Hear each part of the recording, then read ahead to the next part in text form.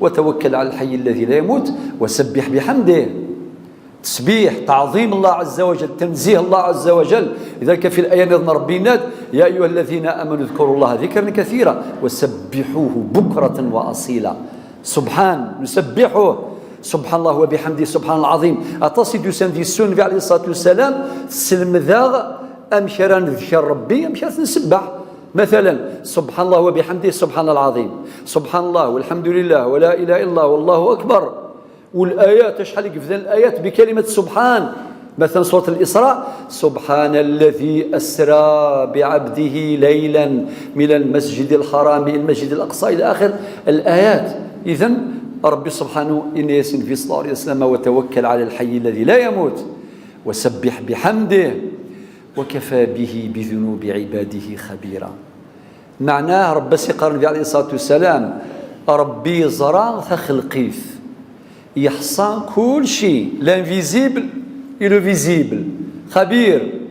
أين كيخدمني مذانا ربي زرات. تجد المواساة عليه الصلاة والسلام باش يسيف كفو ذا سيقى ربي زرع كل شيء، كل شيء زرات. المعاصي نسن، الذنوب من البشر، الشرك من البشر، ربي زرات. خبير، مديني خبير معناه ولاش ذا شوي غافن في اللاس.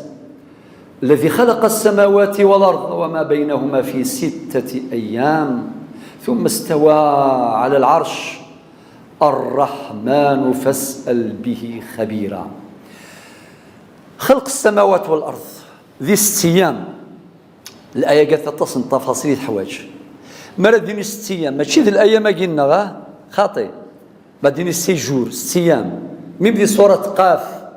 سورة قاف سنأتي إليها.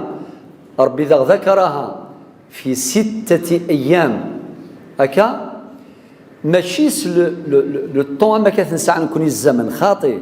مسألة تصل للتفاصيل حوايج ما جاسة أتيد نشرحها النظام، ولكن كنا نحفظ جملة من العبر. الحكمة ثم زواروث باش رب غديني باللي نسيت الكرياتور الخالق ذا ربي فقط ولا شوية. هو اللي خلق السماوات والأرض وما بينهما، هو اللي خلق جميع الكائنات ما نعلم وما لا نعلم. ذي الخالق جل جلاله.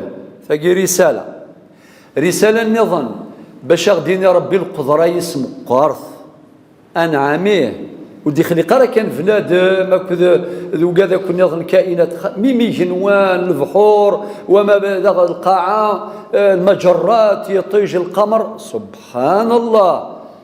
فكذا حكمة النظام. الحكمة في 3 باش غدينا ربي سبحانه أين يبغى يضرى